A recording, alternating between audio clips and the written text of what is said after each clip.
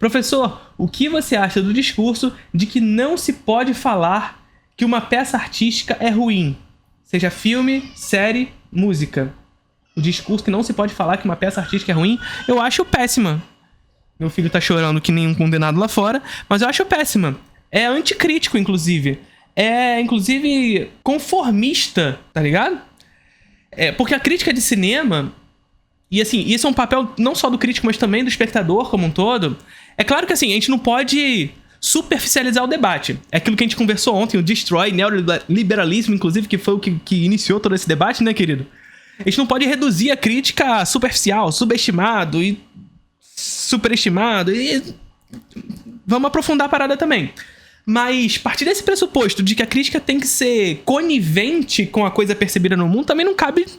Não cabe. É anticrítico pensar isso, sacou? É anticrítico.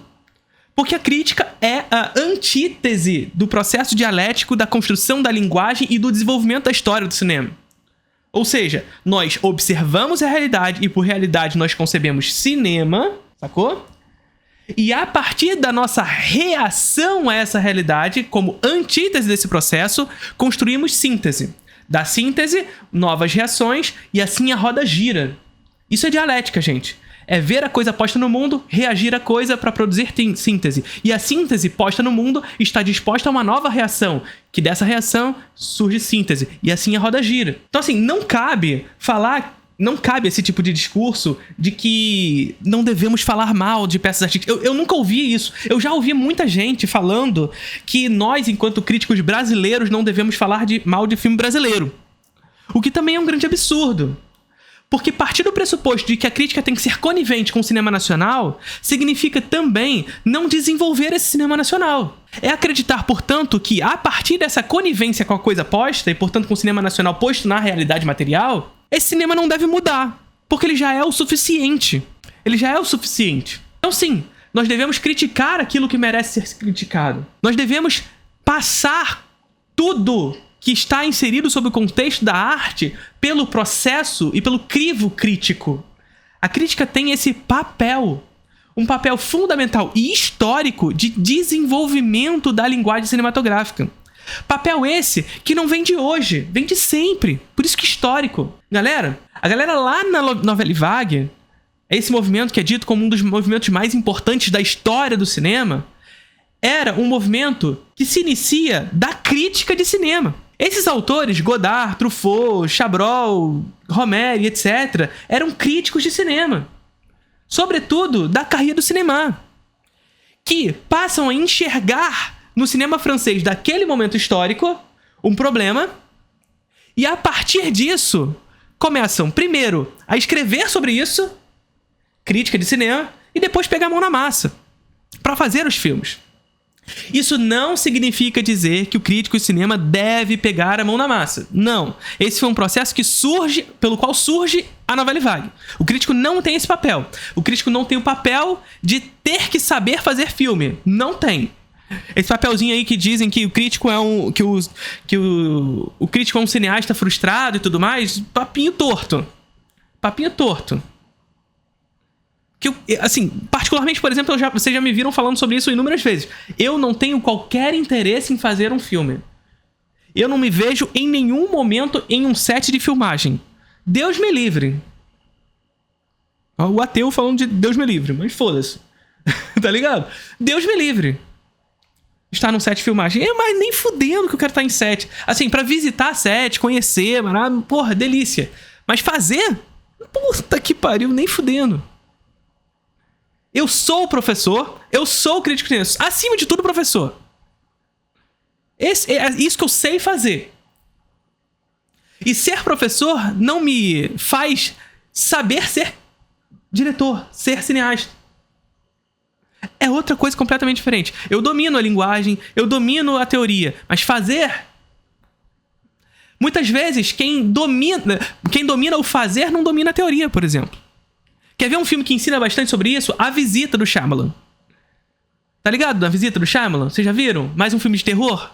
Você conhece o Introdução ao Cinema, o curso de cinema contínuo mais charmoso do Brasil. Ao assinar, você tem 1 ano de acesso à plataforma do curso com todas as aulas lá já disponíveis. Linguagem, teoria, história, crítica, política, filosofia relacionada ao cinema. São 2 aulas novas todos os meses, mais as aulas já disponíveis na plataforma. O que você vai encontrar por lá? Obra de arte na era da sua reprodutibilidade técnica, contra-interpretação, cinema como espelho, cinema como olhar, cinema novo, cinema clássico, cinema moderno, tudo. E você pode conferir todas as aulas já disponíveis na plataforma na página do Instagram do curso, @Introdução ao Cinema. E aí vocês vão me dizer, nossa, Felipe, só isso que tem no Introdução ao Cinema? Que absurdo! Pô, cara, tem uma porrada de aula lá disponível pra você, 2 aulas novas todos os meses, e você ainda quer mais. Então toma mais. Além das 2 aulas novas todos os meses, o Introdução ao Cinema também tem uma 3ª aula bônus ao vivo, onde eu seleciono 2 filmes referentes às aulas daquele mês para que a gente possa discutir os temas daquelas aulas a partir desses 2 filmes. Esses encontros acontecem sempre na última terça-feira do mês referente. Mas calma, se você não puder participar ao vivo, as aulas ficam gravadas. Então é isso. Ao assinar a Introdução ao Cinema, você tem 1 ano de acesso à plataforma com 2 aulas novas todos os meses, mais uma aula extra onde a gente discute as aulas daquele mês a partir de 2 filmes específicos no encontro ao vivo.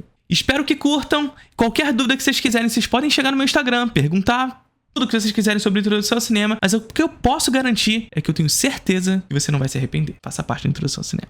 Em A Visita, nós temos 2 personagens centrais. Os 2 irmãos. A menina, que teoricamente é uma aspirante a cineasta. E, portanto, ela domina o fazer. E a teoria, sobretudo. Ela domina a teoria do cinema. E a linguagem e tudo mais. E nós temos o irmão, que é um cara que não domina a teoria, mas ele domina a prática. E aí, nesse filme, especificamente, nós vemos que ela sabe como fazer as paradas. Tecnicamente, ela sabe. Ela domina a teoria, ela sabe as paradas. Em determinado momento, ela vai filmar a avó. Ela tá fazendo um documentário sobre a visita deles 2, à casa dos avós que eles nunca tinham conhecido e tudo mais. E ela vai fazer uma entrevista com a avó. E pra quebrar o gelo, ela começa a fazer uma série de perguntas meio mecânicas que ela deve ter aprendido em algum lugar. Ah, se você fosse um animal, que animal você seria?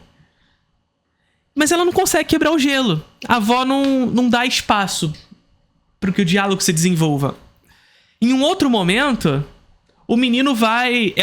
Em outro momento, a menina pede para ser filmada pelo menino. E ela quer falar sobre o que está acontecendo ali no lugar. Só que o menino, ele não domina a teoria, mas ele domina a prática. E ele começa a fazer todo um diálogo com ela que vai fazendo com que ela entre na história de maneira profunda. Ela começa a chorar.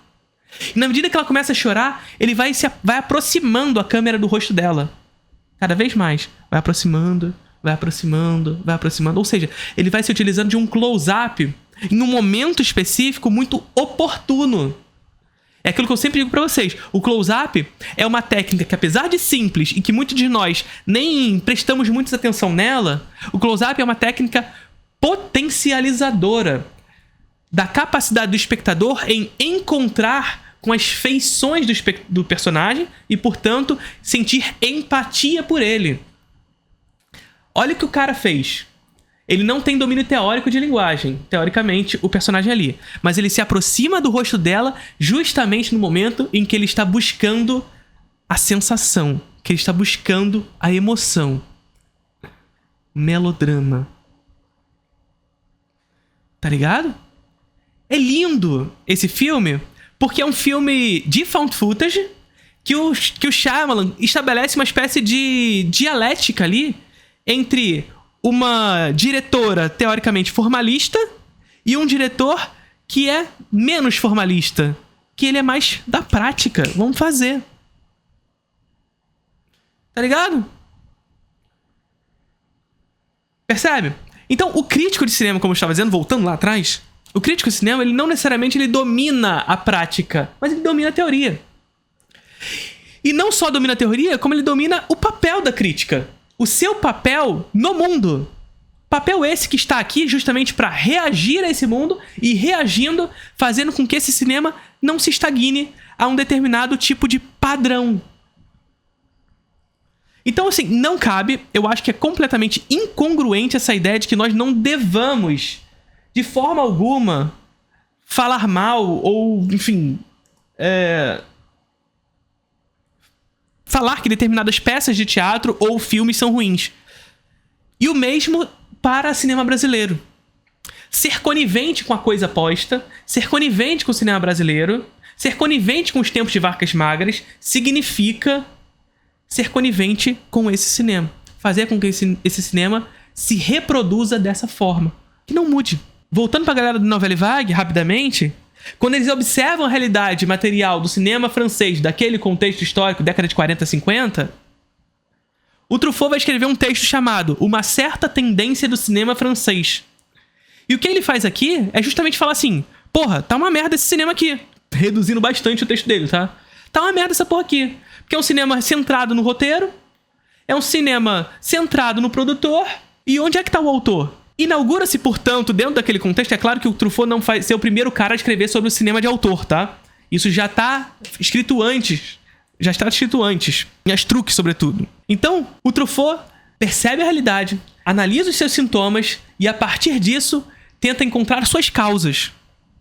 E as causas que ele encontra é esse cinema centralizado no roteiro, que o cinema francês vinha se construindo, centralizado no produtor, que não fazia com que seus filmes enxergassem uma autenticidade a partir de uma ideia autoral, aquilo que eles chamam de câmera-caneta, ou seja, a assinatura da obra a partir da câmera, inserida na mise-en-scène, ou seja, a partir da crítica se constrói, se desenvolve essa linguagem. Esse é o papel da crítica. E se nós da crítica somos coniventes, o que a gente está fazendo, gente, é entregar ao mercado o desenvolvimento dessa linguagem.